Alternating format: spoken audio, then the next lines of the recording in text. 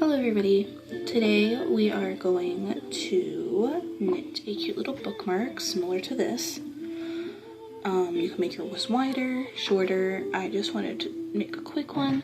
So the materials you're going to need today are you going to need a cute little ball of yarn. Doesn't matter what color. I figured white would be able to show you the most. I'm going to be using this tapestry noodle too, as well as a pair of scissors. And you don't have to have as giant of knitting needles, but I'm going to be using these giant ones because I have a bad habit of putting my hand in the way. So I'm going to show you how to cast on first. So what I do is I unravel some and then I drop the ball on the floor because you get a good tension that way. And then you hold your needle like this. And so get your loose end and drape it over where it's just like this, and then take a finger and hold it, and then you come up with these fingers and you hold it.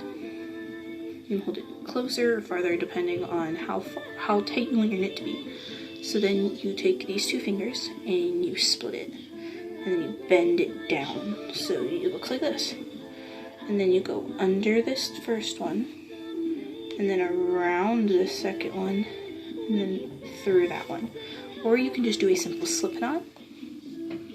I prefer this because it holds it better and it's easier to cast off later. So then you do it again, so you go under, under, under. I like to call it my loop-de-loop if you like SpongeBob. So then you keep doing that and you go under, under, under. And so I have 4 right now. We're going to want to do 6. So under, and then under, and then under, like that. So one more. Under, under, under, like that. And now we have 6. And you really want to keep a track on how many you have, because it can definitely get very confusing. And so then you want to finally grab your other needle. And the little loose piece you can use later, so hold it on with this hand, and then you can hold this, and then make sure you have your piece that's connected to the ball. So then you take this needle and you poke it through like that, and then you take this and you wrap it around it, and then there's like a little hole, and you want to pull your needle down, but you do not want to lose this piece, and then you tuck it in the hole, and then you pull it off, and then you tighten it so it transfers it. So we're going to do it again. So we're going to go under, over, and then the scoop. Now around Halloween time, I have this fun analogy for it, and I call it, you stab it, and then you strangle it, and then when you scoop out its guts, and then you tighten. If I don't drop my needle. And so then you do that all the way through, just like how I've showed you. And then if it feels too tight, then you might want to restart. It shouldn't feel too tight. It should feel semi-loose, not really going to be super loose. And sometimes you need to use the other needle to do that and help. And so then you use that. And you want to do like 30 rows of that. So I'm going to switch over to the one I've already had done so I can show you how to cast off. So it'll look somewhat like this. I'm using blue and purple for this. And so how to cast off, so I'm using smaller needles now. I don't have 2 pairs of the bigger needles. So you go through and you start your normal. So you do 2 of your normal ones. And I'd only recommend using 1 yarn. I'm using 2 here to make it a little bit thicker to show you the difference. So then you want to put this one over this one and pull it off the needle. So I like to use my fingers for this part, but you want to make sure there's only 1. And so then you cast another one and pull it off, and then you have 2 on there, and then you take your finger and you pull it out.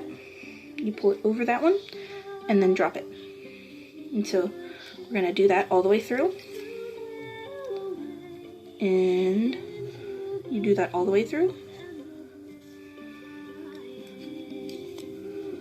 So you just want to keep going. until you are all the way through, until you have your last one.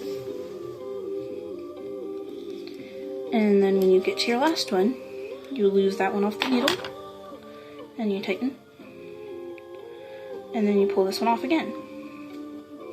So now you only have the one. In this one, so there's already a knot making inside of there, so you can just pull it off, and then tighten, and it binds off, like that. I give it a nice good pull,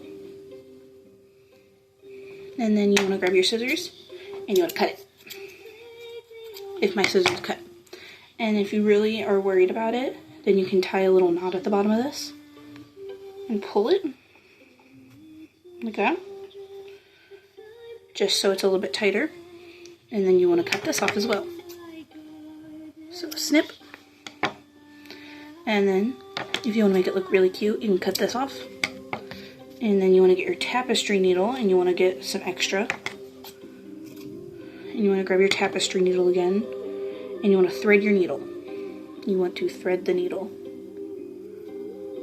So when you thread your needle, push it through, pull it, and then you want to tie it. And then you want to make a nice big knot at the end of this one. You don't have to make a knot at the end of this one, if depending. And then you just stick it through, and then you pull it. And so I didn't do a big knot because I have a different plan for it. And so then you're going to cut off your tapestry needle. And then I'm going to do a nice little tie right here between these to give it a little bit of a point. And so then I see where that's cut. And then you want to cut it where it's at. And then you have your cute little bookmark. Thank you guys for watching, and have a great day.